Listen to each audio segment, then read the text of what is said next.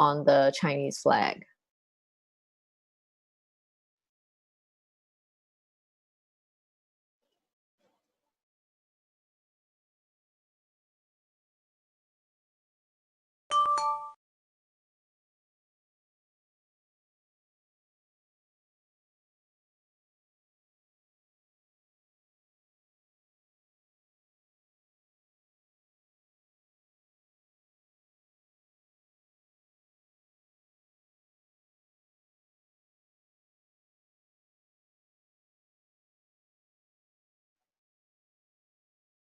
All right, welcome everyone.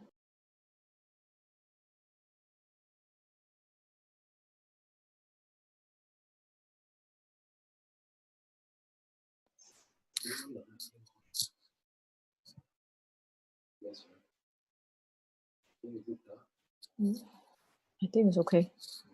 Hi, testing. I'm just going to check on my volume. If I speak this loudly, are you able to hear clearly? If you can hear clearly, could you press 1 for me? Thank you. Tonight's class is actually an hour and a half, so I'm going to make sure that I still have my voice at the end. Thank you. So I shall speak with this gentle voice. Thank you, Anmin AGM from Malaysia. Okay, so I'm really excited tonight. We are about to begin in about 8 minutes time. So I'm really excited to be able to do this series. Actually, I spent quite a bit of time preparing for this, and tonight I have a lot of exciting information. I'm just hoping that I can be able to go through all of it and yet still make it simple and easy to understand for everyone. So hope for that to work. And the YouTube and the WeChat links are out. So if you are one of our members, or you can also get the links from your AGM. So I think some of the AGMs, we are already sending out the links right now. So to check it out. And if your friends are not online yet, please tell them to be online.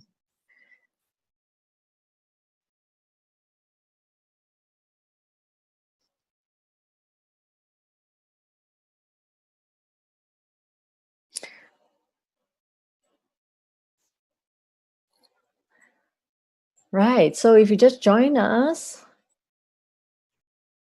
welcome. This is actually the 4th session of Health Matters, and I'm really glad that you are here with us tonight. And please pick the Mandarin interpretation. I'm so glad to also have with us tonight, being the interpreter, is Sunny Wu AGM from Taiwan. We're really so glad to have her. So if you like to hear her sweet voice, you can turn to the Mandarin channel 2 for now.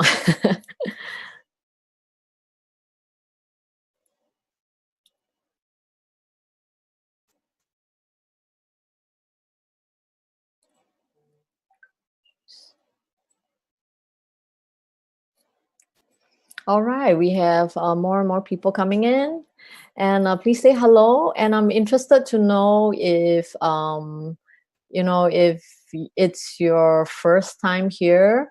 If you've never attended any Health Matter series, can you put a 0? If you have attended once before, you can put 1. Right, this is the 4th episode. So if you've attended none, you can put 0. So the answer should be 0 to 3 because it's the 4th one. So we're not counting this one. Yeah, 2. I see somebody say 2, 1. We welcome the first timer. Oh, not first timer, but Sally has attended once. And I see Christina has attended all 3 times. Thank you. Edna has attended 1. Hello. Hello, so happy to have you. If you just come in, I'm interested to know how many of you have attended the previous sessions. Because this session, how I planned the Health Matters series is that actually everything is related, because everything in our body is, right? So even though each episode has a topic, uh, but actually it's all very critical. They're all related in some way. So it'd be really nice if you can attend. And if today you find that today's a really big topic, I'm very excited to share what I have prepared for you. So if you find the information, you like to go through it again, tomorrow the replay is available from 7 a.m. to 11 p.m. So 7 to 11, 7-11. Right, thank you. Our Enmi Asia has attended all, including tonight, and Michelle Chan too. Thank you so much. Hello, Kong Ling and Li Xian has attended the past 3 times. Thank you for being here. I'm really so glad to have you all. If you just join us, I've asked everyone to put in the numbers 0 to 3. 0 if you've never attended Health Matters episodes before. If you attended once, please put 1. If you attended 2, please put 2. If you have attended 3, the past 3, please put 3. So that I would know if we have new friends here, or how many people have attended the previous episodes. And it's you'll be glad to know that actually the information is all related. Right. Everybody is sending the links. Right, I'll just quickly forward the links to my partners too. And at the same time, I want to welcome everyone who's here tonight. Thank you. Wow, Catherine attended all 3 previous talks. I'm so happy to meet you all.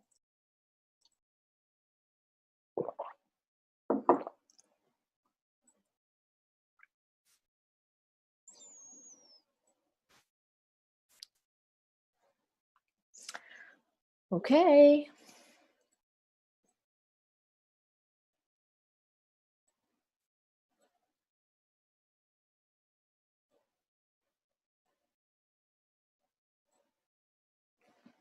Wow, hello Xu Jiao from Kuching. Xu Jiao says that she has attended 3 sessions before. Right, so I'm really glad. I know that we have Eva who's here for the very first time. Thank you for joining in. Thank you for tuning in. And I know that I've actually got a lot of requests for replays, and I will be discussing with the team on how we can arrange for the previous episodes to be replayed. So I'm really glad for the interest, and thank you so much for the validation. I really appreciate it. I'm glad that you find value in the talks. So, there's still a minute. If your friend hasn't joined in yet, please have them join in now so that they won't miss anything. And also catch the replay tomorrow, 7 to 11 at night, Singapore time. Right.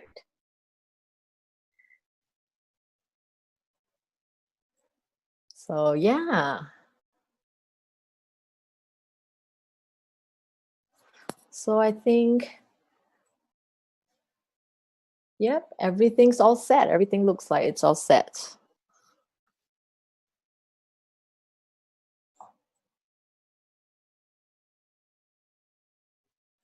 Okay, and it's 8:30 sharp, and we'll begin right now. All right, so good evening, everyone. Welcome to this webinar series, Health Matters, because health is important, and it absolutely matters what you know about health.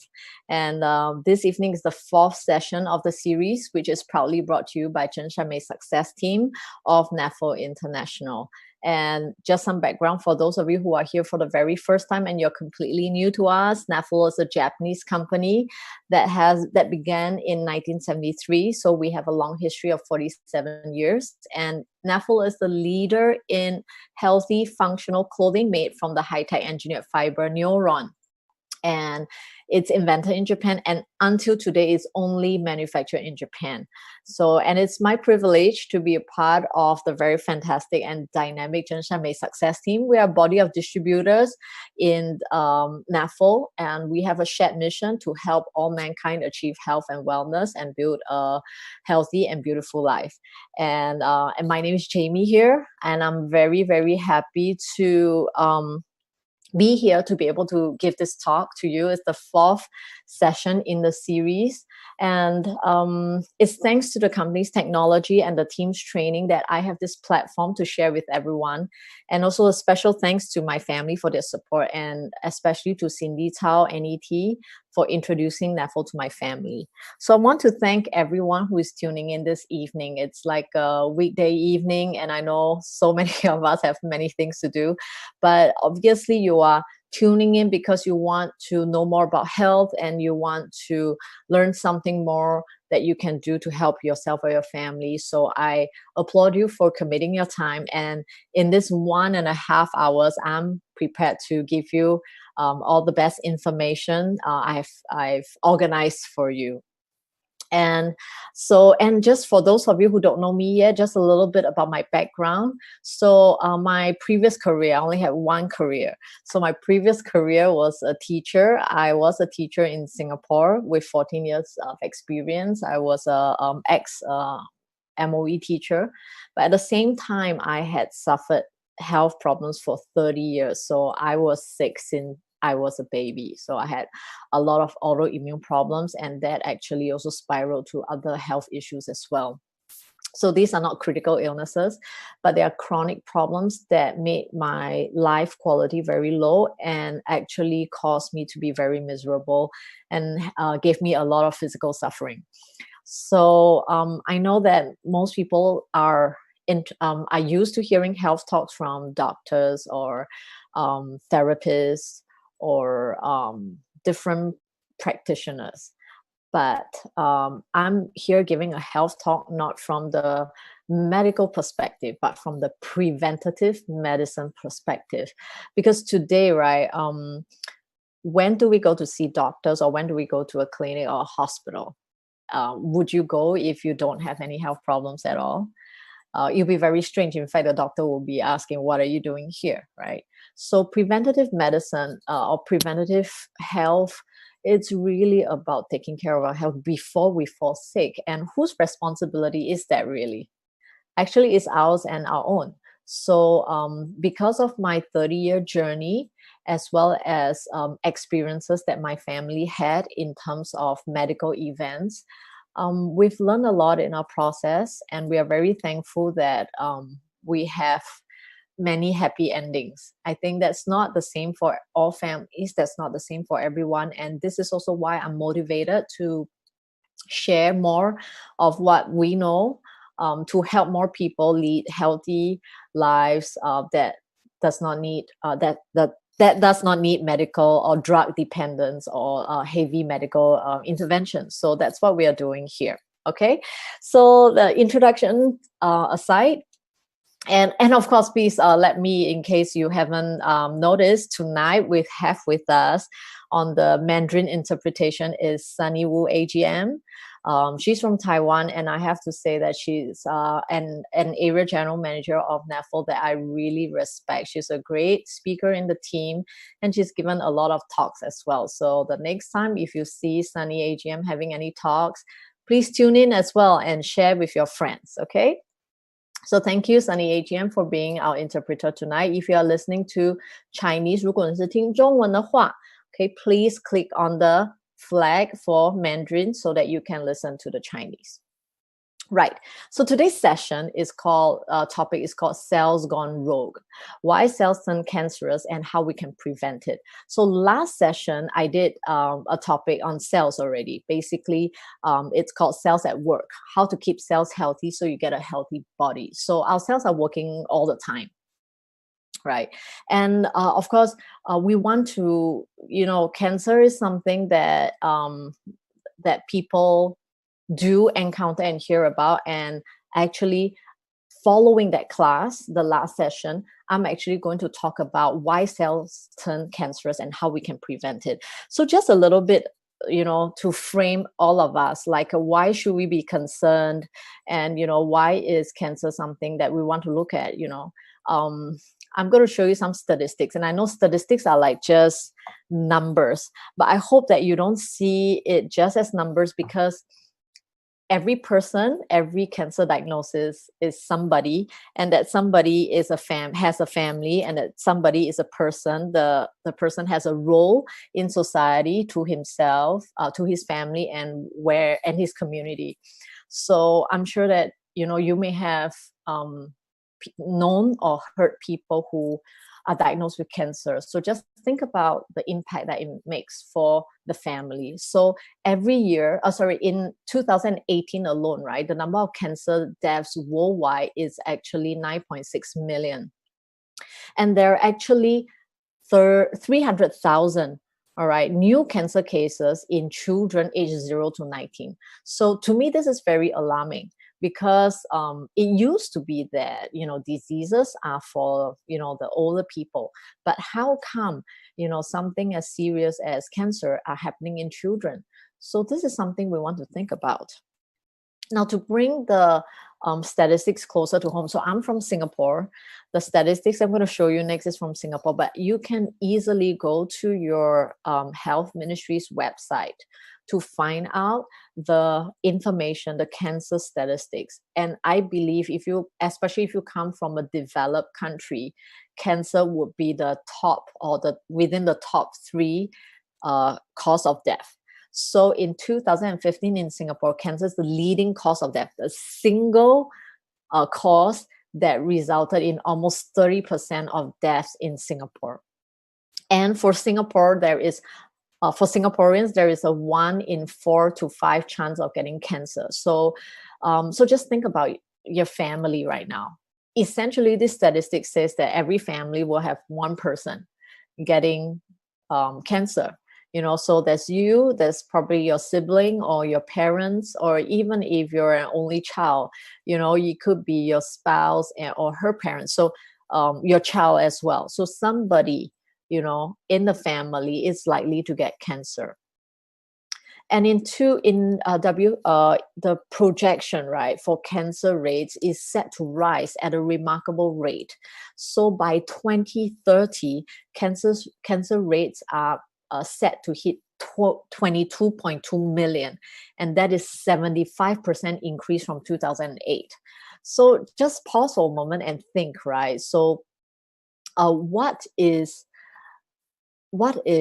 2008 to 2030? That's like 22 years, am I right?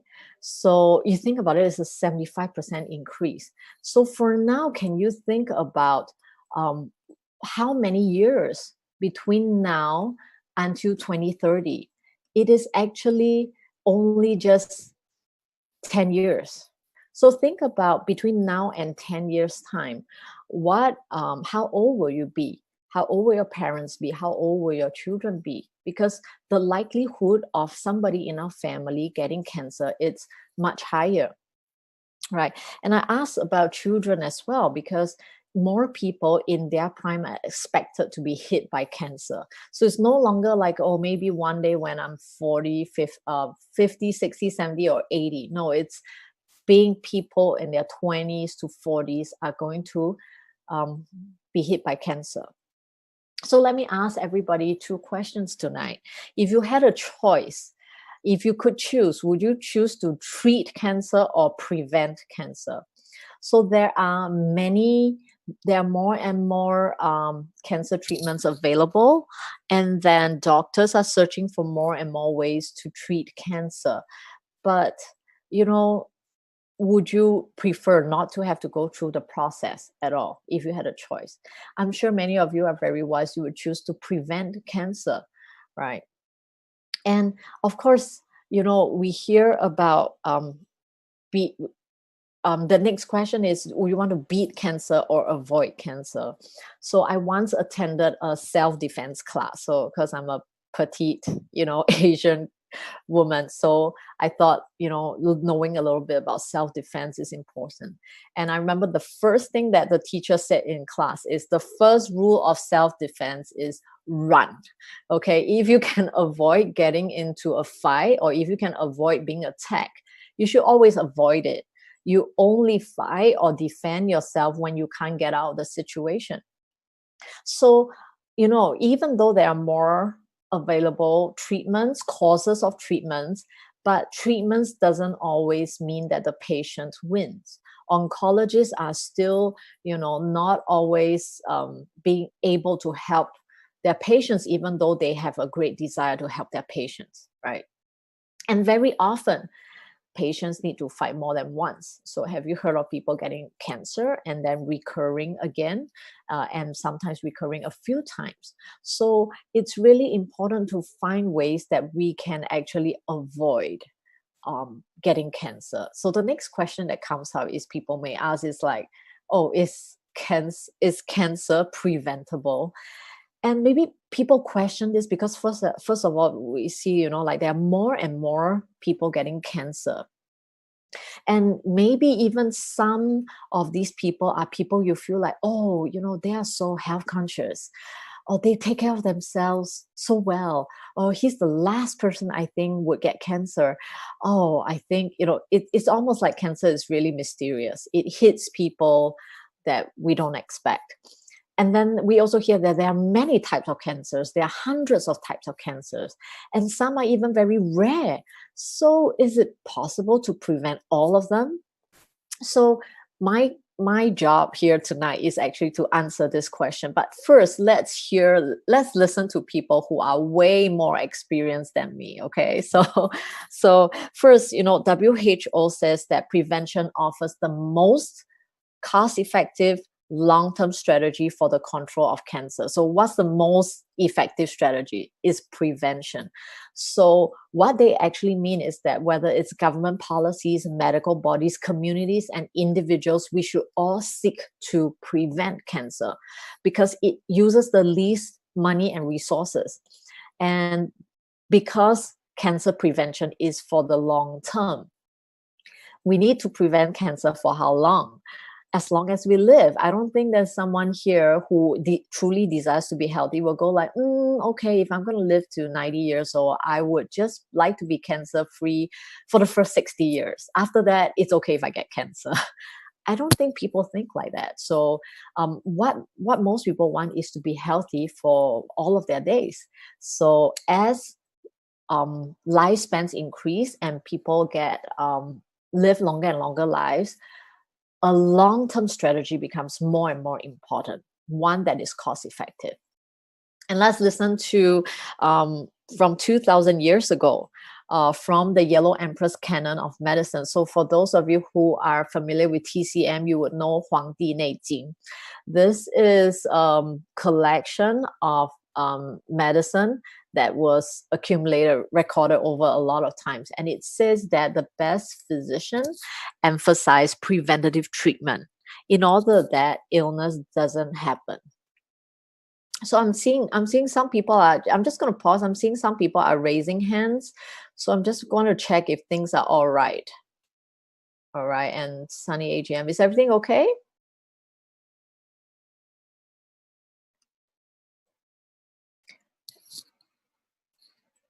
So, yeah, Sunny AGM, if it's okay, could you give me an okay sign? Okay, great. So I'll continue, right? So the Chinese phrase is 上医治未病, right? So the best method, the best physicians, right, will treat a person so that they actually don't fall sick. And of course, the more than 2,400 years ago, Hippocrates says that the best medicine of all is teaching people how not to need it. So I think it's really worth investing time to think about preventative medicine, how we can use it to actually help us avoid the costly and the very painful process of cancer and cancer diagnosis and treatment. So why do I say that cancer is preventable, even though so many people have heard of difficult experiences with it? So cancer is preventable because it's an outcome. It's a result. It's a result of something that happened before. So if we know what the cause is, we can we can avoid the outcome. So and again, people have questions because oh, I thought, cancer is genetics. For example, I know you may have heard of friends who a few people in the family get cancer. So is it genetics? Or I have nobody in my family getting cancer, so I should be fine, right? So actually, right, there are more factors that influence health. So genetics is one aspect of it, and it's actually the innate causes. So we could inherit certain things from our father and our mother when their genes combine, right? But more importantly, there is this new branch of studies in genetics and biology called epigenetics. It is talking about the acquired causes that actually influence people's health. So for example, let's take a quick look at what it is. So epi means in addition to or on. So genetics is important, but there are other things in addition to genetics. It's actually the study of changes in gene expression that occur due to reasons other than the genetic code itself. So a good example would be twins. So geneticists have studied twins. So identical twins have the exact same DNA, right? But as they trace the twins getting older, they realize that, oh, actually how their health is different, right? So of course they've done studies in mice and lab rats and all that. So basically, epigenetic changes. Ooh, okay, just a moment, my screen just crashed. Let's see, how do I get back to the keynote? I'm very fortunate to have my in-house IT. That's my very, very wonderful husband. So he's going to fix the thing for me. But anyway, as I shall just continue elaborating. So epigenetic changes, right, is actually thought to be involved in a wide range of diseases and disorders. So, it's not just about, oh, okay, what genes do I have? Because what happens, our body is not static. It actually interacts with the environment and the lifestyle that we have. So actually, yeah, I'll go to the slide. Thank you. Thank you. Let's see. Can everybody see the slides? Great. Okay. Right. So let me skip forward to right here. So epigenetic changes is thought to be involved in a wide range of diseases and disorders, and including autoimmune, neurodevelopment disorders, cardiovascular disease, and of course cancer. So it's what I talked about in the last session as well. Why we want to look at cells today? If you want to be healthy, very simple: have healthy cells. When you're not healthy, when you don't have healthy cells, you realize that you usually don't only have one problems, which is why there is this term called multi-morbidity, which is a situation where people have multiple um, physiological problems. Like, you notice that people who have diabetes, they don't only have diabetes, they might have high blood pressure. People who have heart problems, they might also have kidney problems and things like that. So it's really about understanding how we can care for ourselves, right?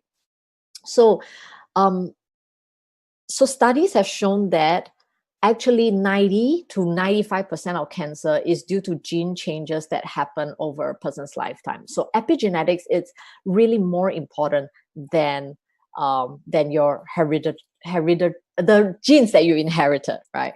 So please don't go feel that, oh, I have no history of medical problems, and so I should be very lucky and I can, afford not to take care of my health.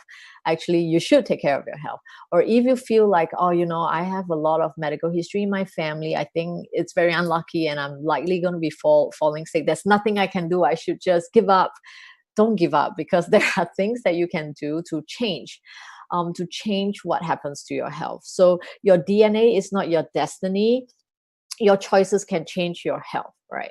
So going into the topic quickly, we want to know today what is cancer. You know, many people feel like, you know, we've heard of it, but we don't exactly know what it does or why it happens. And the thing is, what we don't know about or what we don't know enough about can be scary for us. And the reality is most people start learning about cancer. What time is it? It's the time when cancer hits.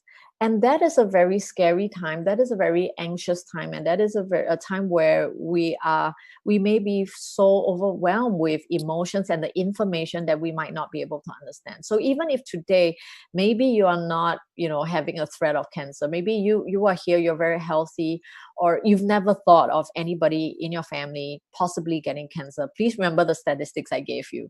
The chance of people getting cancer is higher and higher, and we should start thinking about it not later on. We should start thinking about it right now. Okay, so today I'm going to take you through a very easy to understand terms. It would be great if you're like me.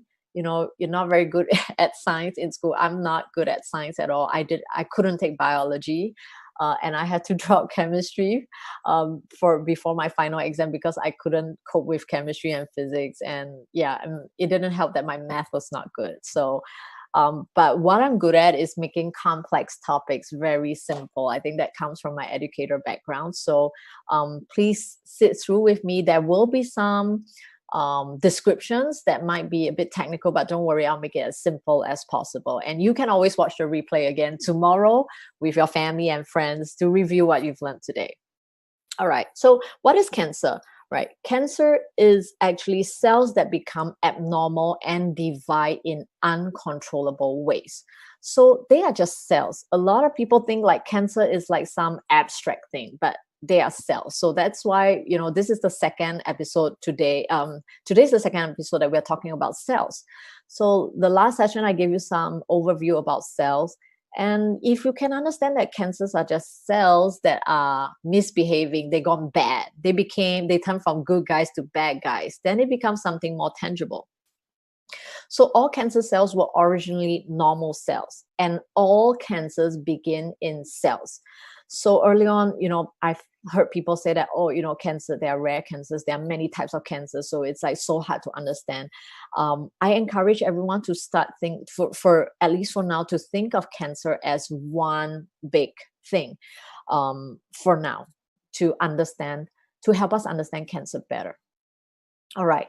And so, if all cancers begin in cells, we really need to understand because we have many cells in our body. So, this part is where I also want to highlight to everyone that in the last session, on one of the slides, I said that we have 38 trillion cells. That's not exactly accurate. We actually have 38 plus 30 trillion cells. So, we actually have 38 trillion bacteria cells. So, we have bacteria cells inside us that we need, that we depend on. Okay, so there's 38 trillion of them and 30 trillion of them. So we have a total of 68 trillion cells. So, you know, don't be alarmed. You know, some people are shocked by this number because does it mean I'm more bacteria than human? Okay, so don't worry. Okay, by cell count, it seems like that we have more bacteria, but by mass, by weight, all the bacteria only make up 0.2 kilograms on average. So by mass, you are still mostly human. So don't worry about that, okay? So this is just a fun fact. But still, 68 trillion cells. 68 trillion is like a big number. Even I don't know how to digest it. So I use a comparison with Earth. So we have about 7.8 billion people in the world right now that fills up the Earth. And, you know, we kind of have an overpopulation issue. So if you imagine every single cell in your body like a person on Earth, we will need 10,000 planet Earths to fill up all the cells in our body. That's how many cells we have in our body. So our body is really like a universe.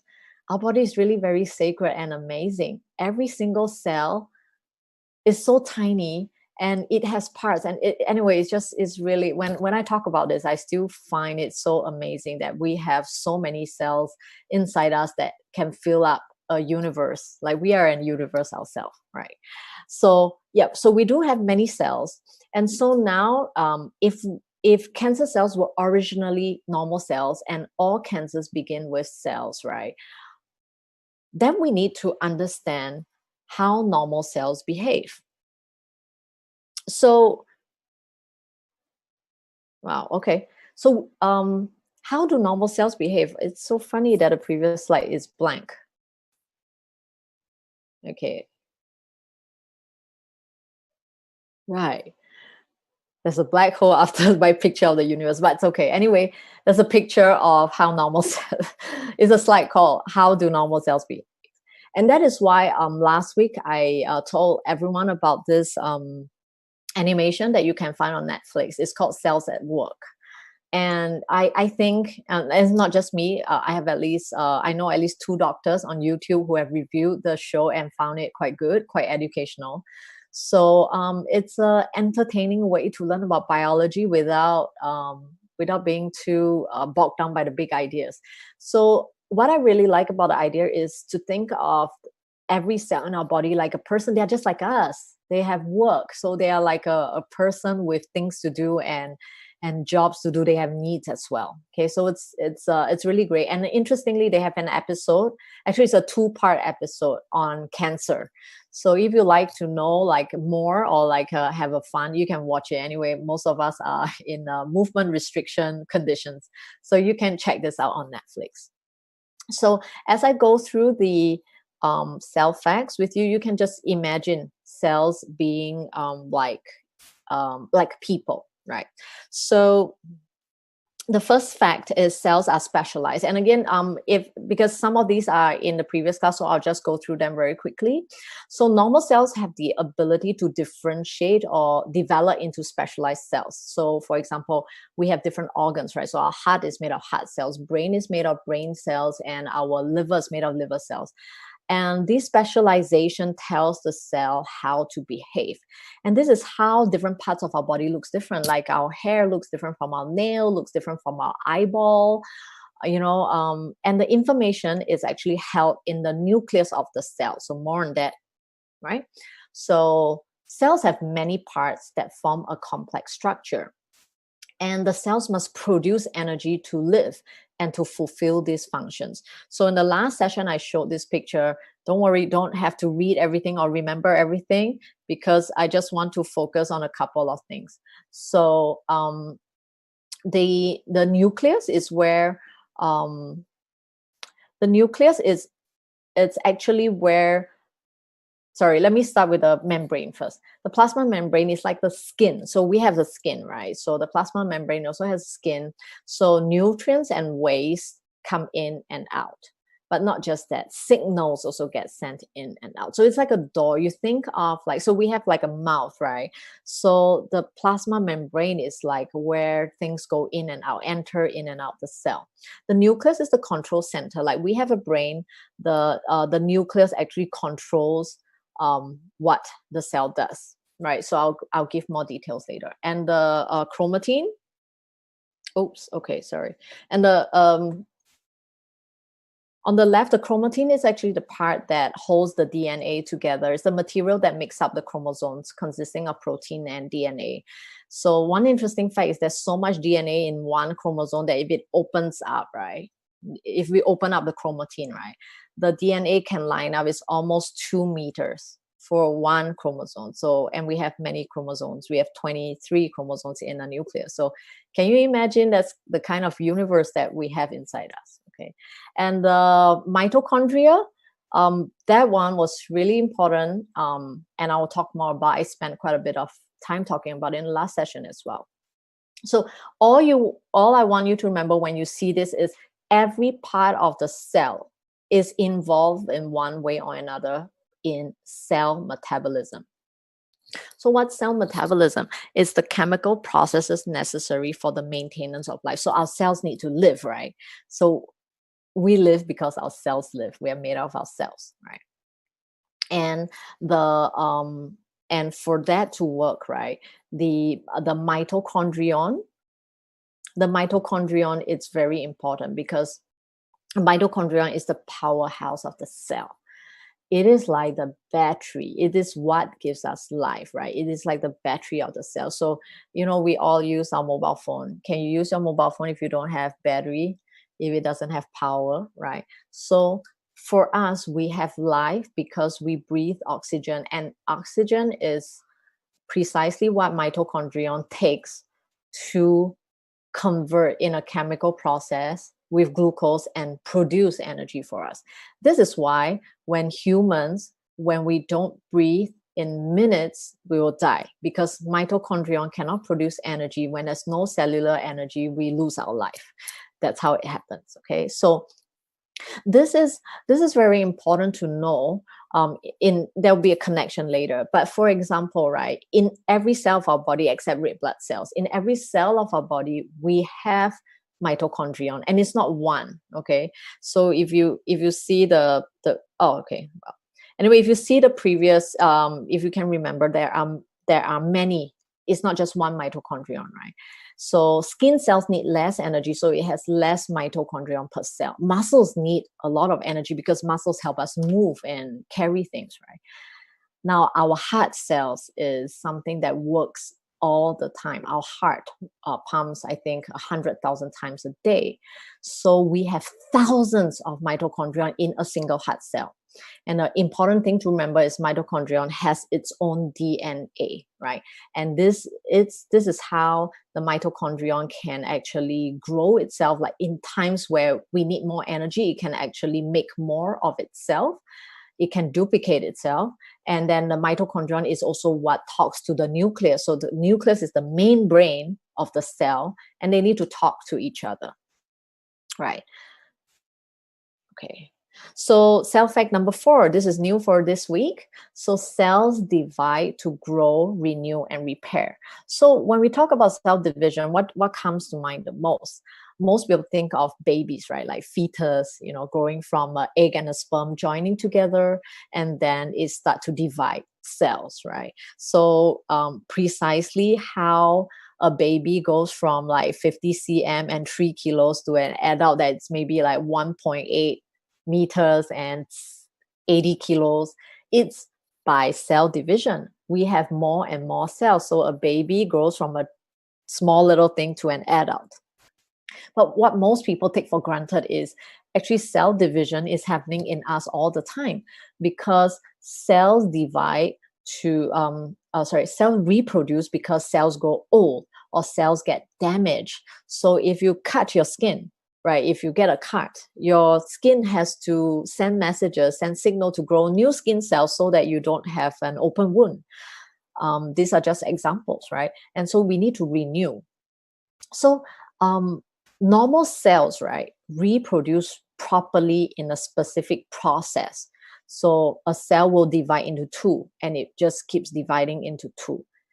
And the thing is, cells have messages. They know how much to divide.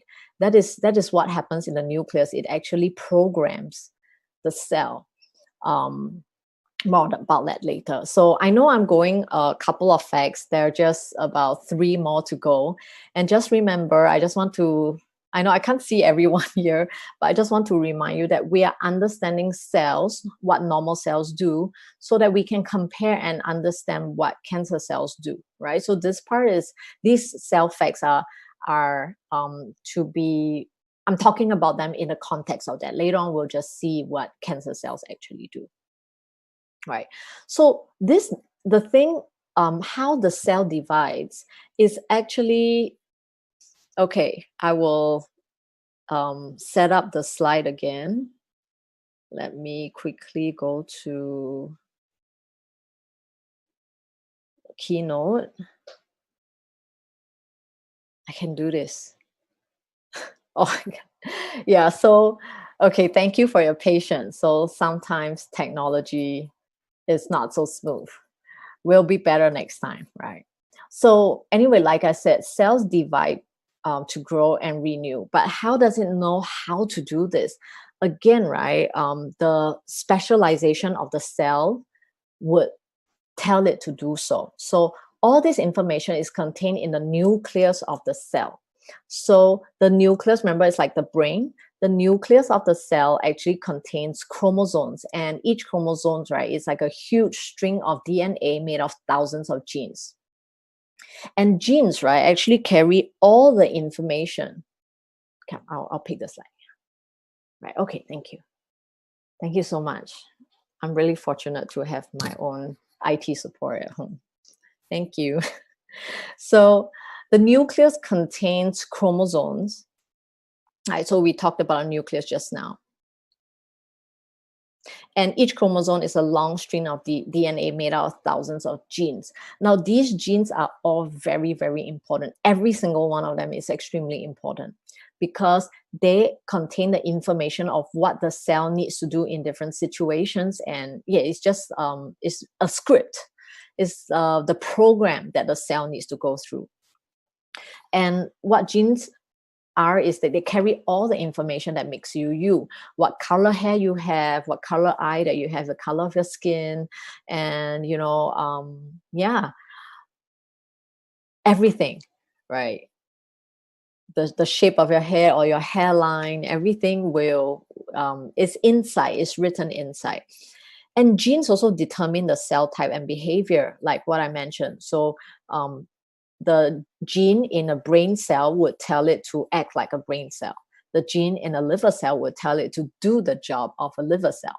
So it determines what the cell does, and it also tells it when to grow, when to reproduce, and when to die. So this is all like chemical processes within the cell itself, and the messages within the nucleus itself, and the messages get sent out to the cell. The cell will say that, okay, my nucleus tells me to do this, and I will do this. And the nucleus also controls how much each cell grows and divides. Okay, so number 5, okay, very simple, this next few ones. Cells stick together with other cells. So you might remember that I talked about cell membranes, which is like the skin of the cell. So cells have adhesion molecules on their surface that allow them to stick to cell membranes of other cells. So these adhesions help cells to stay in their proper location and aids in the passage of signals between cells, which brings me to my next point, that cells talk to each other, they communicate. Now, these 2 points, that cells stick together and communicate, is so important and it's amazing. Have you ever wondered? So early on, I tell you that cells divide, right? So, you're looking at yourself in the mirror every single day, look at your eyes, but after a period of time, you will understand the idea that you don't have the same eye as you had like 10 years ago, right? Over time, all the cells get replayed, and over again, you get like completely new eyes over time, right? But have you ever wondered, when cells divide and cells, replace, wouldn't it be strange if one day you woke up, in your eye you found a nail, like a nail is growing out of your eye, or maybe a ear is growing on your nose? Why doesn't that happen, right? Because again, the nucleus of the cell, because cells have specialization, the nucleus, the information in the genes tell the cell what to do. And cells stick to each other, so they learn, okay, we stay here, okay, we stay here and our job is here. And they talk to each other and say that, hey, so for example, if again, I use the message of an example of a wound. So if there is a wound somewhere, very quickly the cells in the damaged area, around the damaged area, will quickly send a message, says, oh, there's a injury, we need more cells, we need to do things. So they'll talk to each other. And they also, so have you also wondered why, like, while we replace our ears, we don't suddenly get like a bigger ear, or like 2 years, right? Again, because they'll talk to each other and says, oops, stop, enough cells. Okay, we have enough for replacing now, right? So cells communicate, and they talk to each other, right? So cells also die in a timely manner. Okay, so because cells get old, and this is again really fascinating. I can't go into it because it has got to do a lot with DNA, which is another big topic. But basically, cells will have their internal processes. They can detect, for example, when they say that, oh, this cell is already too old, it's divided too many times, and maybe if it continue dividing, there could be mistakes, right? or maybe it's not just in division, maybe it received certain trauma or certain injury, and this cell is injured, so it gets programmed, say, okay, I'm hurt and I can't replicate a healthy cell, so I should die, right? So these are all part of the processes that happening in the cell, and these are part of healthy cells. So, when you think about cells and work, I told you to think about cells as people. You should think of normal cells as law-abiding citizens. They do what they're supposed to do. They stay where they are and they do their job. And they work very hard. And when it's time to go, they go, right? And they reproduce and they do everything nicely, right? And so, in summary, right, why cells are important, and why it's important to have healthy cells? Because cells make tissues, and tissues form organs. So, like kidney organ is made of kidney tissues, which are formed by kidney cells, right? And these organs, they are part of organ systems that actually interact to make our body, this person that is us, be able to function and work every day and keep us alive and functioning. So, in other words, we are our cells. How healthy you are depends on how healthy your cells are. Okay, so yes, this is a slide that this is a slide I wanted to show just now, right? So, normal cells play by the rules. They are gentlemen, or they are ladies, right? Okay, or whatever. They are law abiding citizens, right? So now that we know how normal cells work, what about cancer cells? Do you think they are law abiding citizens by this picture I've chosen? Okay, actually cancer cells, right, they are almost like the opposite of normal cells. So I'm just going to show you the overview, but I'll give you examples later on. So cancer cells, they lack specialization. They are not really like a cancer brain cell. You hear people saying that I have, they have cancer cells in their liver, they have cancer cells somewhere, but they don't have like a specialization. And they have abnormal cell structures, right? They actually require a lot of energy. They require much more energy than normal cells, which is why when there are more and more cancer cells, right, the healthy cells are hurt, because these cancer cells steal all the nutrients, steal everything that they need from the normal cells, right? So they require lots of energy, but they perform no useful functions because they don't have specialization. They don't have a job, right? They are like, people who choose not to work. Okay. So, and they divide rapidly and uncontrollably. So just now I said that normal cells, they are like good citizens. They will follow the rules and do their job properly. But cancer cells, no, they don't follow the rules. They don't stay within cell tissue boundaries, and they can break away from where they are. And they ignore or disrupt cell signals. I'll give examples of these later. And most importantly, they lost the ability to die, right? They actually don't die. Okay, so let's go through. Let's see what happens, okay? So cancer cell basically start when cells change abnormally. So, okay. So there are cells with damaged DNA. So a normal cell divided, but maybe in the process. So I'll come to why cells get damaged, right? So cells with damaged DNA, right? What happened is they divide uncontrollably. So you see, right? Cells usually divide from one cell to two, and then two cells divide to four. But cancer cell one cell divide into three, and those three cells can divide into two, three, or four, or so. You start, as we go through the layers of division, right? Cancer cells are much faster than healthy cells, right? So they divide rapidly and uncontrollably, and they can do that because they ignore cell signals. So the healthy cells say like, okay, stop, there's enough of us, but they ignore, they don't stop, right? And they also don't stop themselves. So I said that cells have processes where they can detect that, I'm damaged, so I will actually shut myself down. So it's like a self-destruct. Yeah, it's like a self-destruct. But they lost the ability to do that, so they actually don't die, right? So so this is another picture of cancer cells. So you see, let's look at the good cells first. Do you see they all have like a regular shape and they line up very nicely, and they stay within the bottom part?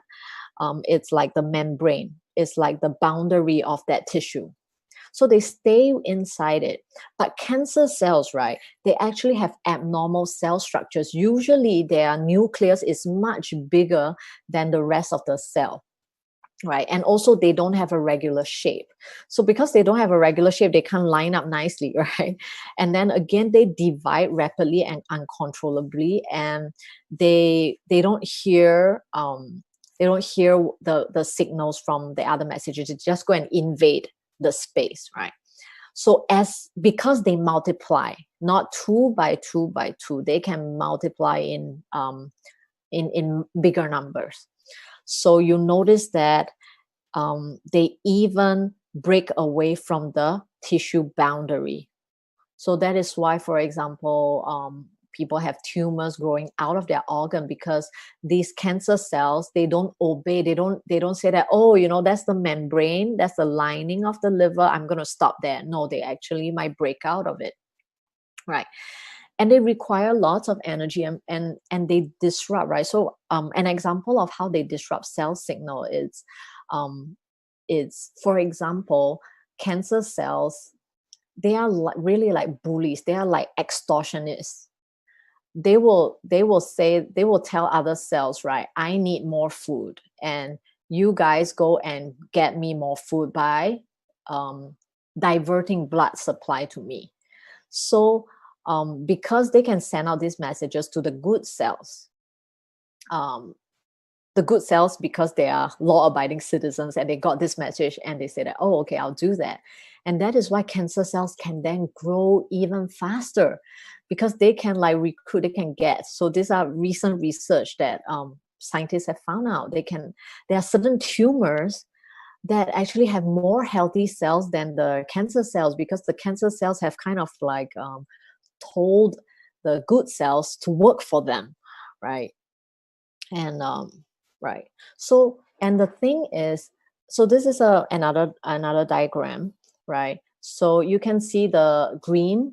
In green is the cancer cells. So as they multiply and divide rapidly, right, because they lack specialization, they don't have a message that tells them that stay here.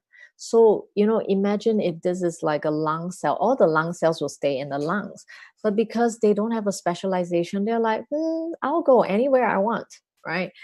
And once they are able to break through the membranes and they get access to, for example, blood vessels, they can actually travel. They can swim away.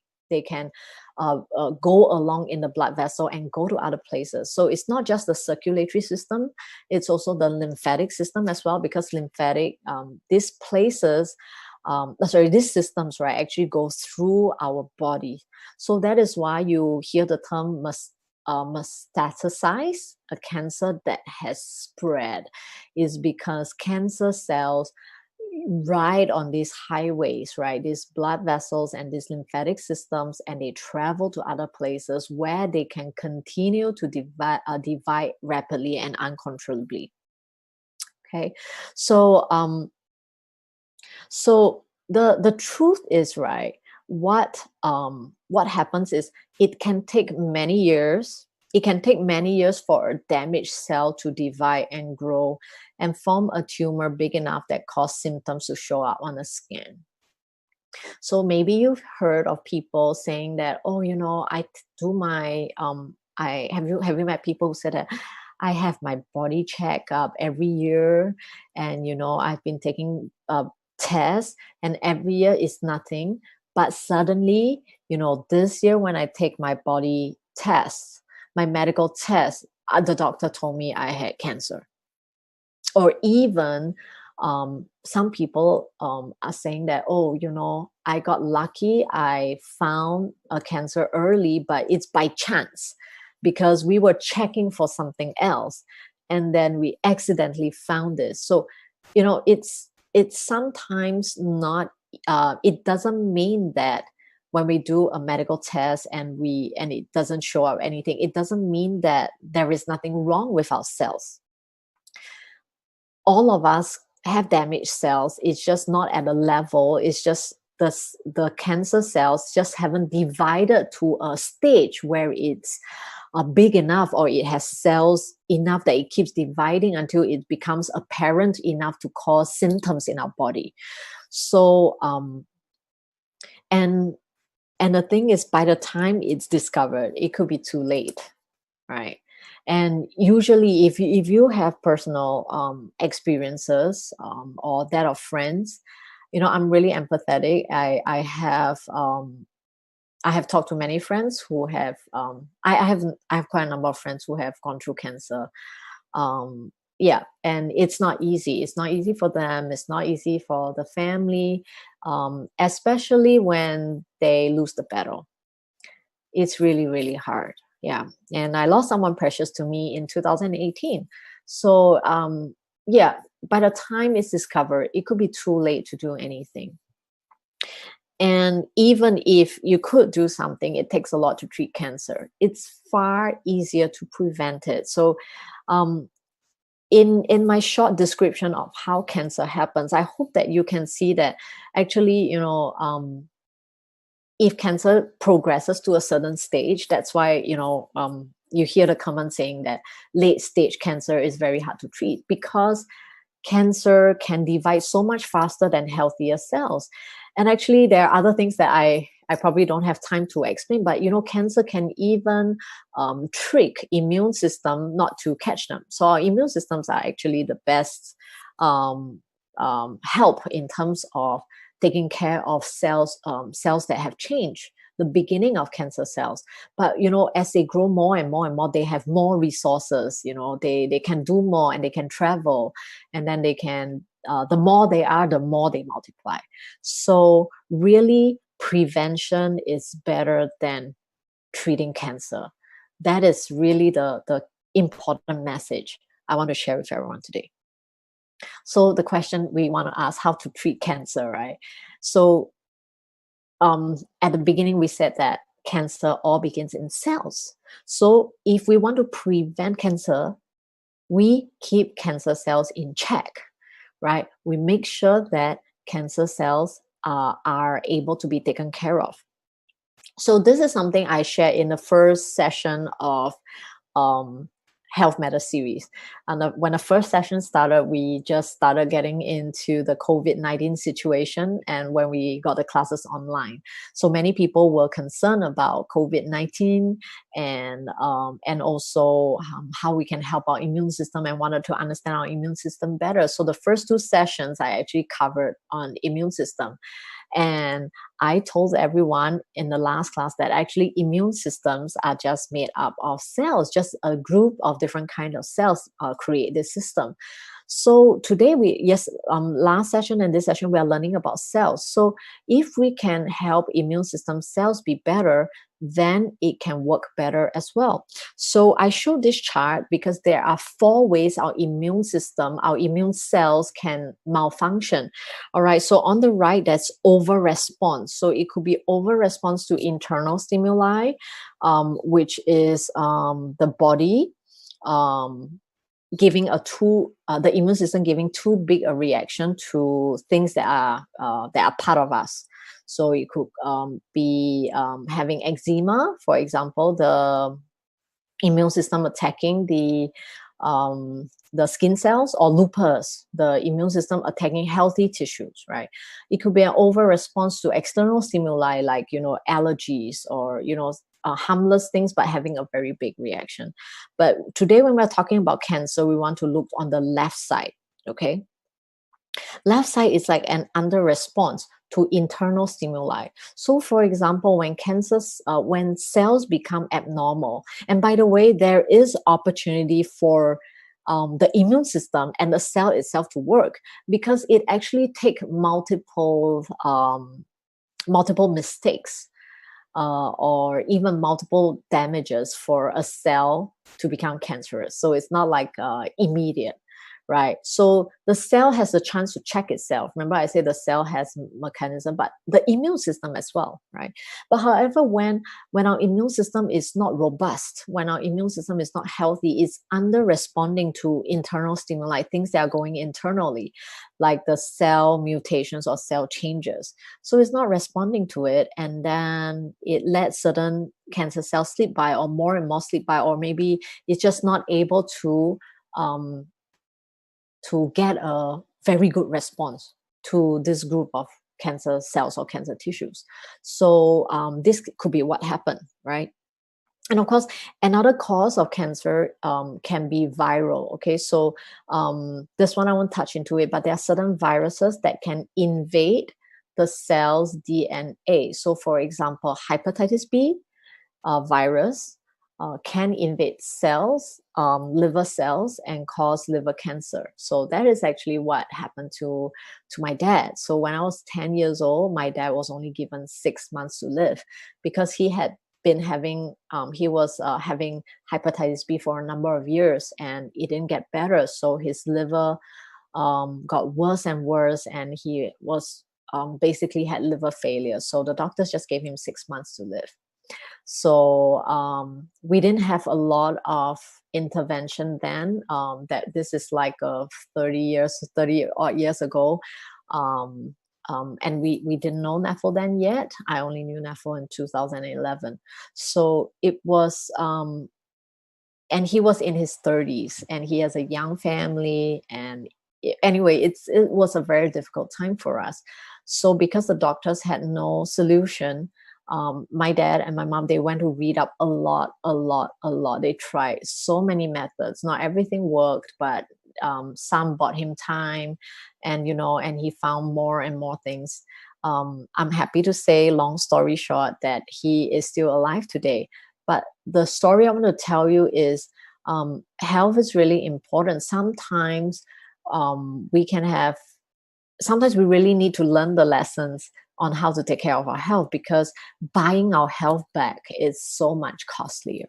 Okay, so this is an example of how a virus can cause cancer. So the other one is cervical cancer. I suddenly I forgot the name of the virus. The human. Yeah, but anyway, yes, there's this virus that can cause cervical cancer. Okay, so so if our immune system is under response to this external stimuli, like viruses coming to our body, we cannot take care of it, then yes, these viruses can actually invade and hurt our cells and turn cell to cancer. So it's very important to have a healthy immune system. So remember, our immune system is our best defense, and immune response can become abnormal when body systems are compromised. So it's very important to be healthy as well, to keep our immune system healthy. And our immune system is not static. So again, the same message, some people say, oh, I'm very healthy, my family history is very good. Or some people say that, oh yeah, I'm always falling sick. So it's not static. It's something that you can change.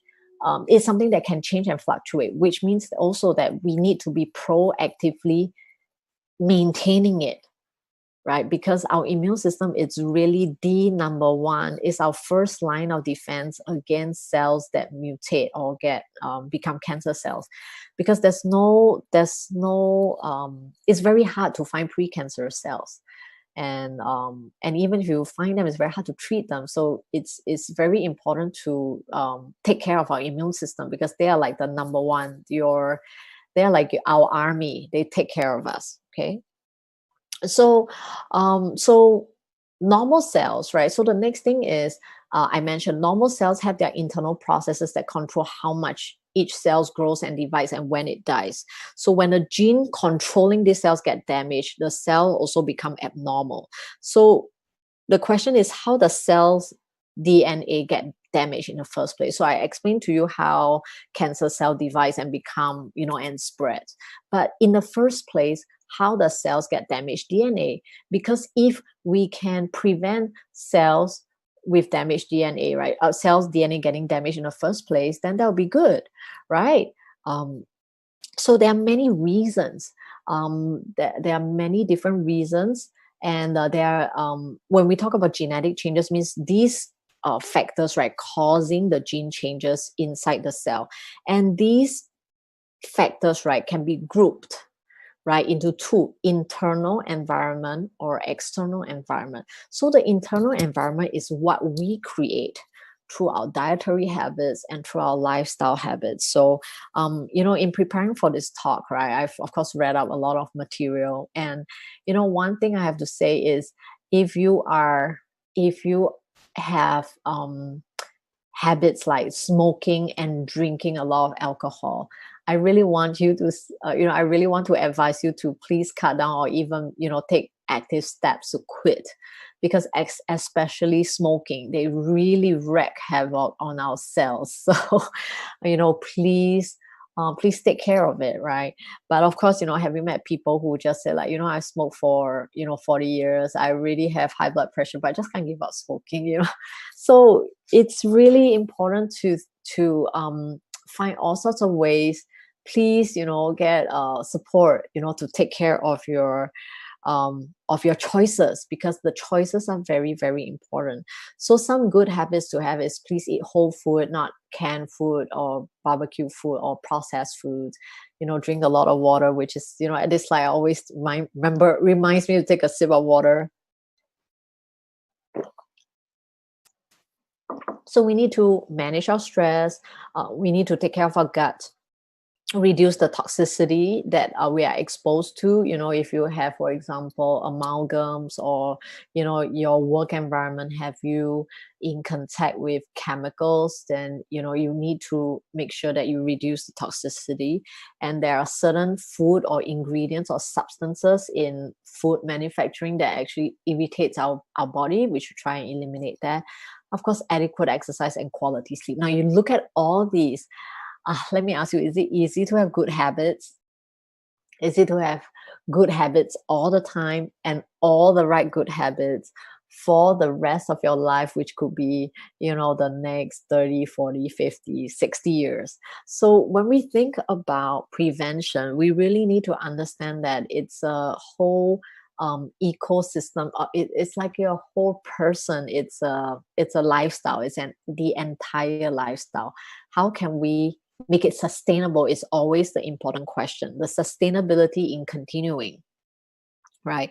So besides the dietary habits, we also have the external environment, and this is harder, and this is what I actually give talks about. Okay, before COVID, before we take courses online, I used to do a talk called Modern Health Threats and Our Countermeasures. So actually, in our external environment are full of unseen and invisible things that hurt our health. I've had people, attendees at the seminar, who told me that, they're so surprised. They really didn't think of so many factors that actually can hurt our health. So the question is, all these things actually create oxidative stress. And first of all, we want to just take a quick look. What is oxidative stress?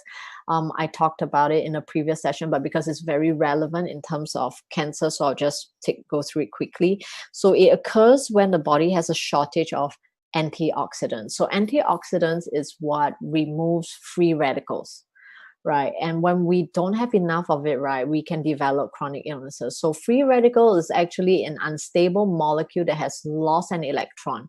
And what it needs is that it steals electrons and causes oxidation as a result. Now, so all these things in our life cause oxidation, UV radiation, air pollution, cigarette smoke, chemicals in our food, the chemicals being used in our cleaning and body care products, and chemicals in the stuff that we apply on our body. People use perfumes or colognes. All these are full of chemicals. And even our own house that we spend a lot of money renovating, we could be using materials that have that emits a lot of VOCs, volatile organic compounds, and all these things, radiation from use of electricity. So just now we talk about the importance of having good habits, right? But for me, why I found that in my 30-year search of health and developing more and more good habits like exercising, watching what I eat, and it never really get me the health that I got, is because our environment has got far bigger factors that are influencing our health. So just look at this fish. If you have a pet fish, one very important thing you need to do regularly, what is it? You need to clean the water, right? If you don't clean the water could have bacteria that could hurt the fish. It could just not have enough oxygen to breathe. So even if you give the fish the best food, the best quality food, you watch the fish diet, but you never ever clean the water, can a fish be healthy? Right? In fact, instead of being healthy from eating the good food you give it, the fish may just die because of the dirty and polluted water that's full of bacteria or harmful things. So, and the last time I also talked about how oxidative stress can cause problems for cells. So, all these environmental factors, so epigenetics, right?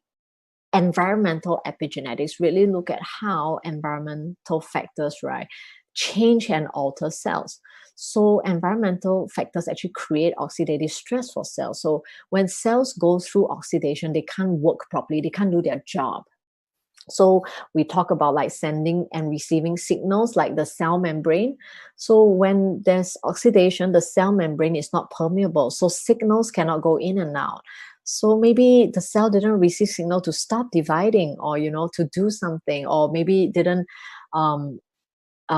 it's not able to get nutrients, and so it can't work very well. And of course, the mitochondria are particularly susceptible to oxidative stress as well.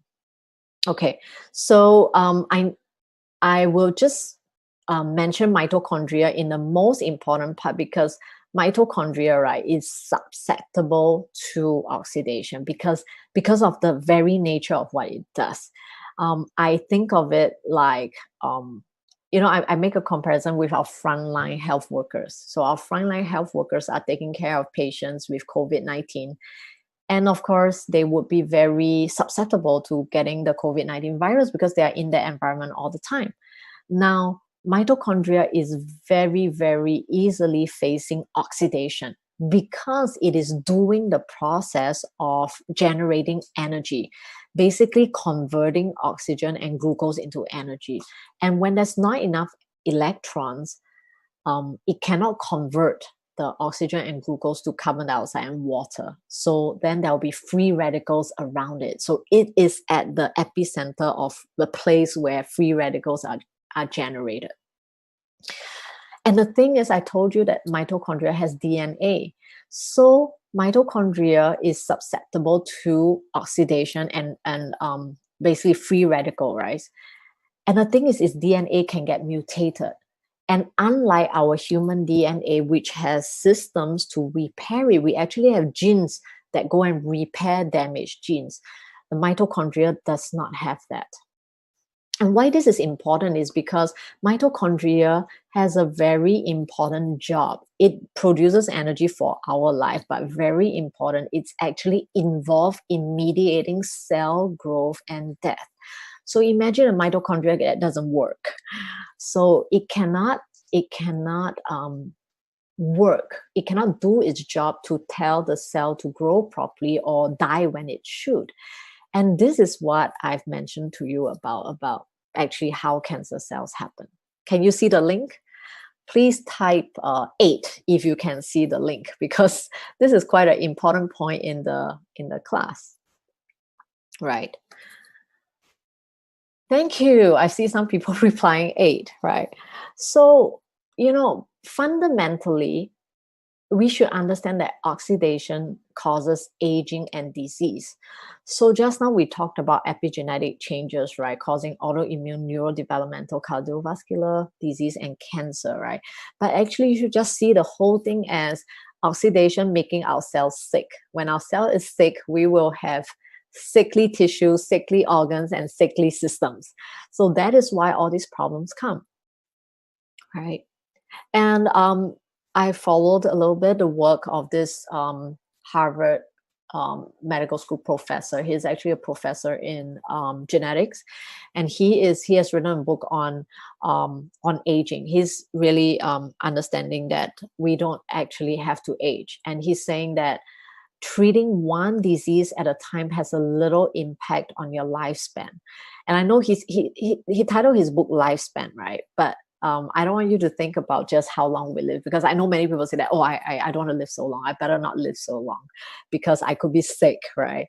So it's not just that. He actually, thinks of lifespan as health span.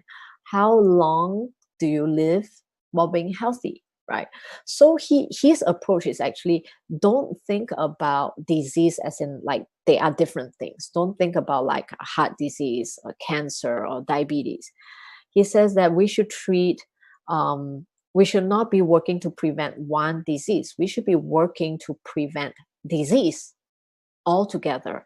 And this is why I gave this talks about cells. Actually, my next talk is going to be about cell and cell healing, right? So we should be talking about how we can get cells healthy, because if we can get healthy cells, right, we can prevent disease from happening. So how can we stop this oxidation? When we supply human cells with oxygens that is needed, right? Negative ions can suppress oxidation and stop free radicals from harming our body. So just now I said that free radicals steal electrons, and when cells don't have enough electrons, they get damaged. The DNA get damaged. The mitochondria's DNA get damaged. The mitochondria gets damaged. So, but when you can supply this free-flowing electrons, then the damage can stop. You can put a stop to the cycle. So that is why negative ions is called vitamins in the air, because they are so essential to life. They actually give us life. So there are 4 major functions of negative ions, and we do have many great talks about negative ions. Please go attend them. They are really good. We have some by Michelle Sear AGM, as well as Sunny Wu AGM. Please check them out. But basically, you can see that negative ions improve systems on the whole. These are just 4 major benefits. So you can see that it enhances immune system. It makes our immune system very robust and respond correctly to different situations. It actually increases our cell metabolism. So the cells, all the hundreds and thousands of chemical processes in the cell can function properly, right? And then, of course, in the days to come, we'll talk about how it improves the quality of our blood, purifies blood, and also balances our autonomic nervous system. So actually, systems all interact, and when negative ions can enhance the cells of these systems, then these systems will get better too. Now, if negative ions are so good, right, why aren't we all healthy? We should just have lots of negative ions and all be healthy and disease-free. Okay, it's because negative ions are very good for us, but it's only good for us if it gets into our body. Just like broccoli is good for your children, but if your children doesn't want to eat it, is it any good? No, it's not. So there are 3 conditions for negative ions to effectively get into our body. So the first is actually high density. You need a very large amount of negative ions, and you need it over long periods of time, 24/7, because our cells are at work all the time. Even when you're sleeping, your heart is still working. In fact, your liver and kidney is working even harder. So we need it 24/7, and it has to be directly contacting our skin, because our skin is the one that is absorbing 85% of negative ions, and we only breathe in 15% through our nostrils. So when we talk about high density, right, we are talking about the upper limits of 100,000 to 500,000 negative ions per cc of air. This actually allows our body to have self-healing ability. So things that are damaged can get corrected, right? More about that next week, okay? And 50,000 to 100,000, we have, disinfecting. It can help to disinfect, it can help to deodorize and detoxify. 5 to 50,000, we can strengthen our immunity. And minimally for our body to work healthily, for good metabolism, you need 1 to 2,000 ions per cc of air. And if we don't have it, does it mean we are just neutral? No, there's no neutral. If we have less than 50 ions per cc of air, right, it actually induces physical disorders. So I know in our audience we have our existing users and members. Maybe you have already heard about the negative ion talks, but now as I go through the processes that the cells have to take, the things that the cells need to do, can you begin to understand why, when there's a lack of negative ions and there's a lot of free radical going on, that we actually induce physical disorders? When our cells cannot function properly, obviously things go wrong with our body. Right. So, but where can we find negative ions? So, negative ions is very good, and we need high densities of it. So, we must find where it is. So, we can find it in natural waterfalls and mountains or seaside. So, may I ask, who have access to natural waterfalls and mountains and seaside 24 hours, 7 days a week? Do you? Well, I think we definitely don't, because for us in Singapore and Malaysia, we have to stay in a house all the time. So instead of waterfalls and trees, we have a lot of electricity and Wi-Fi all around us, right? So actually what's happening is we are spending all our times, even before circuit breaker or movement control order, we are just going to different rooms. We are going from our home to our office to the shopping mall to the restaurant. We just rotate in all these indoor spaces. Even if we go to the park, the city park, all these are still less than 1,000. And actually where we spend in the rooms at home, it actually corresponds with the amount needed to induces physical disorders. So people have asked me what can meet all the three conditions of, do you still remember what they are? You can think of them of the 3Ds: high density, long duration, and direct contact. Because yeah, I've heard of some negative ion products on the market, but do they all meet these three conditions? Some of these are like anion generator machines. So these machines need to be plugged in. Is it possible to have it with us all the time? We can't carry it on our backs, right? There are others like little bracelets made out of natural minerals that does give off negative ions. But are you able to have the high absorption from our skin, the largest organ, when it's only in this little area? And again, does it have high density? Because a little bit of minerals can only give off a very, very minute amount of negative ions, not the 100,000 to 500,000 that our body needs for self-healing. So there are also like bamboo fiber, bamboo charcoal, clothing or other clothing that have negative ion, because they grind these minerals into nano pieces and dye onto the clothing. So what happens is, after you use for a while, they get washed away. So it's not permanent. So what can we use that can meet all these three conditions? So I'm very happy to share with you NAFL's neuron fiber. NAFL's neuron fiber is actually a high-tech engineered fiber that is engineered structurally to have different functions. The functions are superior moisture permeability, ultra strong negative static and negative ions, outstanding flame retardancy, and excellent heat insulation. So all these features added together, right, they actually create a very, very different micro environment for a body. So like myself right now, you can see I'm in my home. In fact, I hardly go out. I don't even go downstairs for a walk these days, because we're just all staying at home. Well, I'm indoors all day, right? But what happens is the clothing that I'm wearing right now, it's full of negative ions. And the bedding that I sleep in, it's full of negative ions, because these are made out of neuron material. So even though my person is in an urban environment, but my body is experiencing the environment of a forest and waterfall. So that's why we can still enjoy vitality and the benefits of negative ions. So um, let's see. Okay. Let's hope this works. So, okay, yeah, here we go. So, how come NAFL can fulfill the three conditions?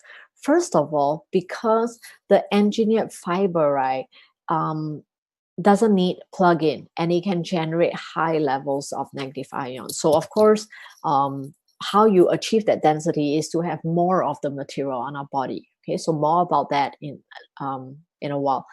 And because it's clothing, we can wear it 24/7. We won't forget to wear our clothing when we leave the house, right? Or when we come out of the bathroom after a shower. So, and when we lie on our bed to sleep, we have bedding. So we won't forget to use bedding because you just lie on it, right? So we have the long duration and we have the direct contact because it's made of a fiber and it's directly contacting our skin. So the negative ions that are produced can enter directly. So we actually meet the three conditions. Now, how to meet it is with our full set, because this is still physics. Okay, so of course we have some of you may have seen our catalog, or maybe your friend, if you're a new friend, maybe your introducer or the person who has shared with you have shown you our catalog, and maybe you're thinking, should I try one of the wristbands, or maybe I should start with a knee supporter or socks. But you have to understand that this is still physics. What creates the density of negative ions is how much fiber there is. And you must think how much negative ions we need in our body. So a wristband has negative ions, but it just has so much negative ions produced by this amount of the fiber.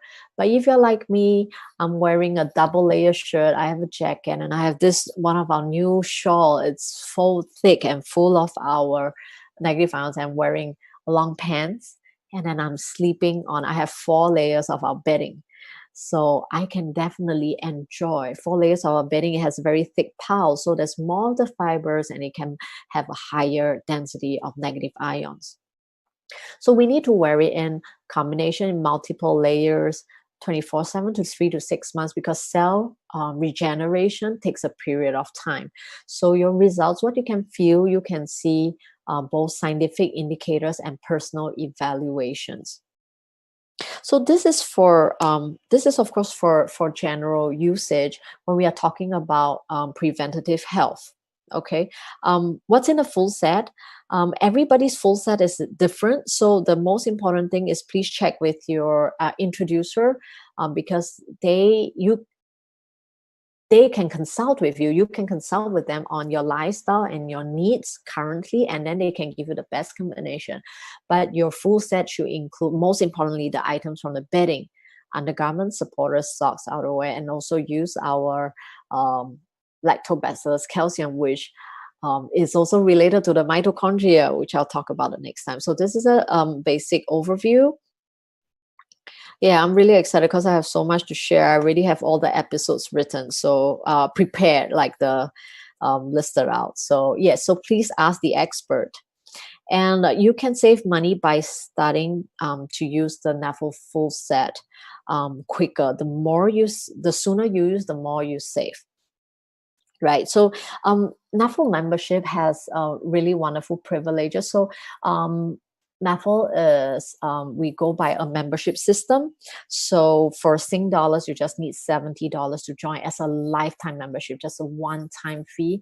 And without any initial purchase required, there's no maintenance, there's no like a monthly subscription or requiring you to have minimum consumption, nothing at all. Straight away, you have 20% lifetime discount, and you actually receive a starter kit with samples inside, samples of a bedding and bed sheet that's already worth more than $250.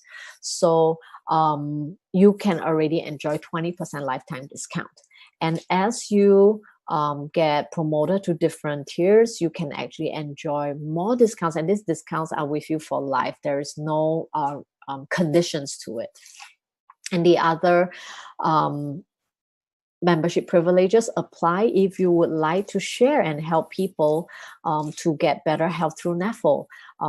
Those are, you can find out more as well from your introducer or your area general manager.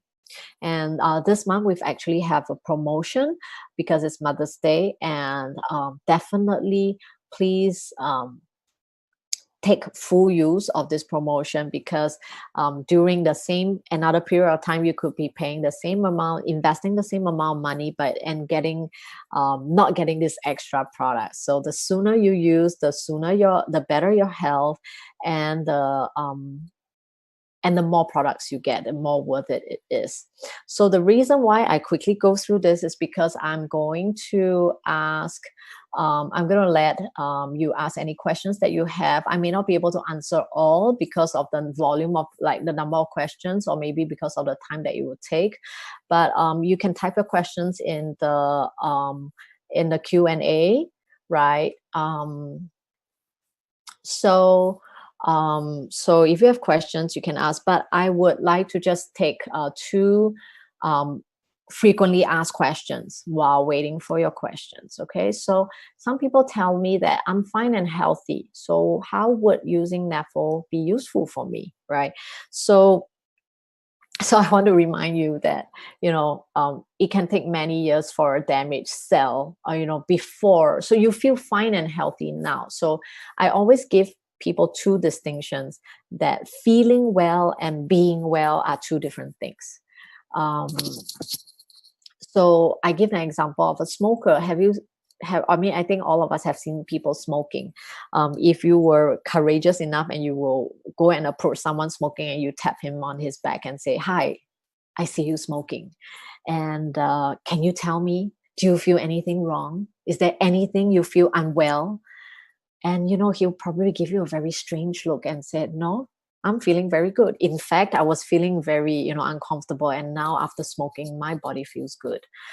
And in Chinese, there's a saying that, a smoke after a meal, it's divine, right? So, but let's ask ourselves logically, does that cigarette contain carcinogens? Yes. But he feels good. Does it mean that his body is not harmed? No, it's just that he doesn't feel the damage right now. We cannot feel damage at a cellular level, but definitely that cigarette, that 2-pack a day, every day for 5 years, 10 years, will take a toll on his cells. So we actually have, again, 68 trillion cells. These are many, many, many opportunities for cells to be damaged without us knowing. So again, when we're talking about preventative measures, when do you start preventing? Do you start preventing when you are already very sickly, or when you feel fine and healthy? I'm sure you're so wise, you'll know that it is when we are fine and healthy that we should take preventative measures. So the question we really want to ask ourselves is, for those people who say that, I'm really healthy, I seem to be okay, is, do you want to survive, or do you just want to survive, or do you really want to thrive? Right? Is it better to just like, I feel okay now, But the thing is, everybody who has some disease, they all felt okay before. It's just that their body was just surviving at that okay level where they are just functioning. And then one day when they are not so okay, maybe they just got more environmental factors, or they have more internal factors. They didn't take care of their health so much, or maybe like right now during the pandemic, they are getting more stress, right? So suddenly their health goes downhill. Right? So if you want to thrive, means that while we are healthy, we actually support our body with resources to get it healthier, so that it can actually be optimal and can withstand, periods of time where we have problems, right? Right. So, right. I think these are two very, I have one very interesting question, which, how do we know if we are really healthy or not? Any tests to do? I think there are many tests out there, not just in the hospitals. But I think what is really important is, to be healthy, there are many, many different aspects. So I think the people, what I want to say is, even for someone like myself who is very, very aware of the threats that we have, I'm aware that I cannot avoid all of them. It's not possible. Um, if I want to avoid all the health threats in the world, it basically means that I have to live by myself. I have to farm my own food. I have to grow my own food. I don't depend on anybody else. I don't meet my friends in restaurants to eat because the restaurant has a supply chain and I don't know where their food comes from. So I think the first thing is not to ask ourselves if we're healthy enough, is to assume that we always need to be proactively taking care of our health. Um, it's safe to assume that our body is always facing threats and facing things that hurt us, which is why I want to say again, I know that many people are wondering how is it sustainable to take care of our health when we have so many different ways of hurting our health. So the number one is actually to take care of our microenvironment. Remember the fish. You can do a lot of things for the fish, but if you don't change the water, the fish is still going to get hurt and die. Same for us. Um, astronauts have to wear a suit to go to outer space because outer space has zero condition for life. There's no oxygen, there's no right temperature, there's no humidity, there's no right air pressure. So the suit, when they have to go out of the space shuttle, they have to wear a suit. The suit provides the environment to give them life. Now, I am suggesting to everyone here that our life in our civilized world on earth, it supports life, but it no longer supports healthy lives. And that is why cancer rates are going up. There are so many diseases. There are, especially the more developed the world is, the more diseases there are. And there's a lot of studies done comparing like Aboriginal tribes, the health level before they got colonized and after they got colonized. Once there is development and civilization, actually people fall sick. That's why there's some civilization diseases. So I would say that, using NAPHO is a good start because it makes all your efforts in healthy habits worth it because you're performing your healthy habits in a good environment. Can pregnant women or women after giving birth wear NAPHO clothes? I am someone here, and also Sunny AGM in the interpretation.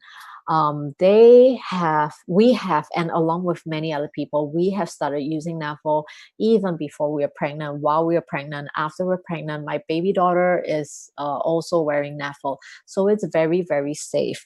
Oh, and I should answer the next question, which is if somebody already has cancer, how can NAPHO help me? Right? And there's also somebody asked if a person is very sick, how to use NAPHO effectively. Okay.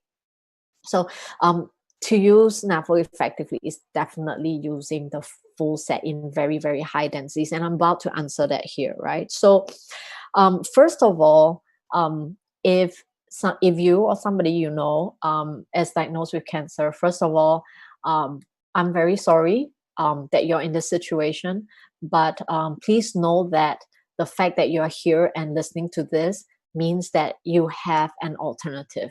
So my advice is, first of all, please do continue with whatever intervention you choose to. Please talk to experts. Please talk to more people. But whatever it is, continue with the course of intervention you've decided. Oh, okay. Hang on. So, and the next thing is use NAPHO at the same time. So definitely, if you already have diagnosed with cancer, please use NAPHO at the same time. Now, why is that?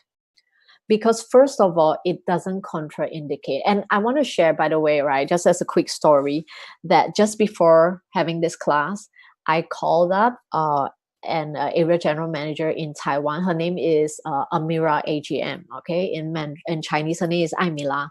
So Amira AGM, right? And the reason why I called her is because she herself was a former nurse in the ER, and then she shifted to work in a biotech company where their company has clients that are mostly cancer clients. Have cancer. Their clients mostly have cancer.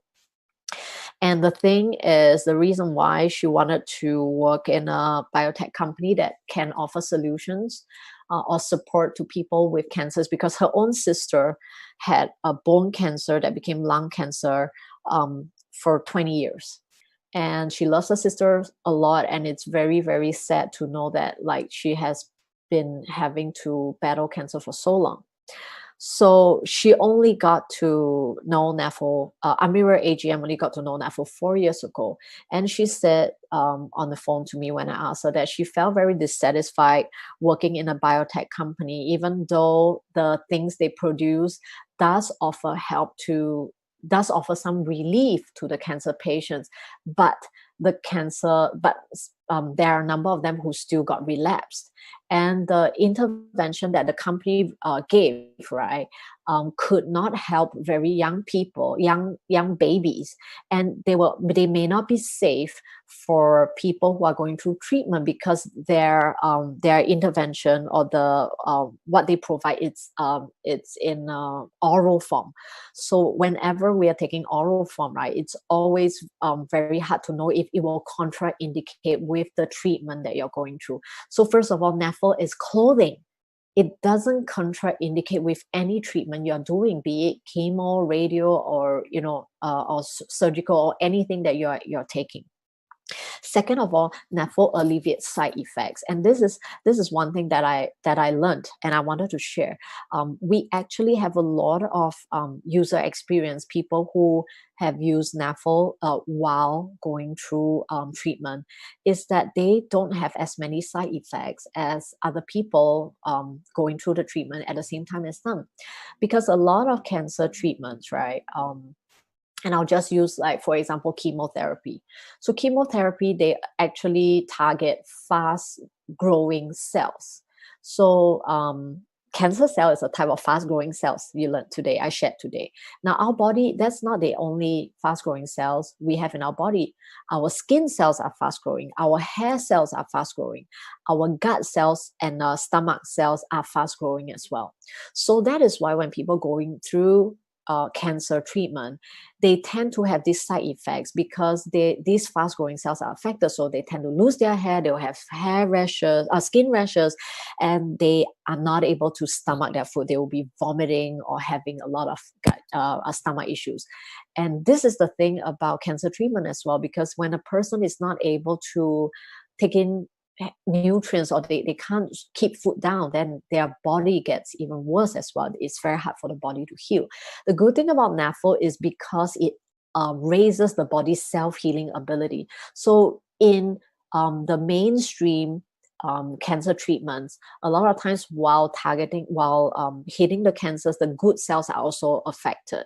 So it can alleviate the side effects by helping the good cells grow back quickly. So one thing I always have when I meet people who have cancer is there's this sense of urgency for me, because it's like a race against time. It's a race against how quickly the cancer cells can continue to divide and proliferate, versus how quickly our healthy cells will grow back and take care of the body. So it's a race. So you want to do whatever you can to support your body's healthy cells. And the reason why NAFL is so good is, again, it's not eating, it's through the skin. So the negative ion goes through the skin, and where does it go? It goes directly into our tissues and into our bloodstream. Whereas where we take things that we eat, right, it has to go through our digestive system and then get absorbed by our intestines, and then get filtered by our liver and kidneys, and all these processes, it gets lost it may get lost in translation. Right. So it raises the body's self-healing abilities, and then it gives a healthy cells a fighting chance. It supports the immune system. Remember, like, in a lot of treatments, the immune system may also be compromised. The endocrine system and all the other systems supporting our body can be compromised as well. So it's very important to support the immune system. And it provides a healthier microenvironment for you. So let me ask you, if you're going through cancer treatment anyway, do you wear clothes to cancer treatment, or are you naked? So you have to wear clothes. When you're resting, you're also wearing clothes. But what if you choose to wear NAFL clothes that is healthier for you? right? It can make all the difference. So Mira AGM said that one really good thing is her sister only got to use NAFL after having the cancer for 20 years. So her sister got diagnosed with cancer at 20 years old and had cancer for 20 years. So just think about that. I cannot imagine how difficult that must be, right? So she said she's really glad that she started using NAFL because the side effects from the surgery and years of treatment were a lot, and NAFL alleviated all the side effect and the long-term discomfort. And this is not a one-time case situation. In Singapore, we have Anna Troy AGM. She was actually very health conscious, loved to be healthy, but she got diagnosed with breast cancer. But she only knew NAFL after going through a whole round of treatment and surgery, and also starting TCM because she was having such ill health from the treatment. And then the doctors are saying that she might have risk of stroke after her body started showing numbness. So after using NAFL again, it really helped to alleviate all the situations. And, she is much healthier and she's completely healthy now. And a question I want to ask for anybody who is considering, whether you have cancer now or whether you're preempting the possibility of there being a cancer situation in your family or in a circle of people is you want to know not just right now. It's after that, because you are going through an intervention. You are going through medical intervention, but it's for this event. It's for this current occurrence. But after that, how do you prevent cancer cells from redeveloping again? Because this cancer treatment is just for the current cancer tumor. But how do you stop cancer cells from growing again? So if a lot of people already have done a lot of things, but they couldn't prevent themselves from getting cancer, what else can you do? And of course, I would like you to think about NAFL, because first of all, it's clothing our functions. It actually sustainable. Our functions never diminish. The functions of negative ion clothing doesn't diminish. Second of all, you have to wear clothing all your life. Isn't that good? So if there's a technology that is clothing that we can put on and it actually supports healthy cell metabolism and body systems going, why don't we just put on that clothing? Because we have to wear clothing anyway. Right. So with this, I want to end and know somebody asked, can anions be eaten? I do not know, but I do not think so. I don't think anions can be eaten. They are breathed in or they are absorbed through the skin. Right. So I want to thank everyone tonight. I'm not able to answer all the questions, but I think there are many questions. There are many that I managed to address. And you can also take your questions to your AGM as well. And I hope everyone got a great session today. If you think it was great, please press 9, okay, on the chat. And I want to thank everyone, and please also thank Sunny AGM for interpreting. And I wish everyone good night. Please use the promotion. Thank you so much. Good night.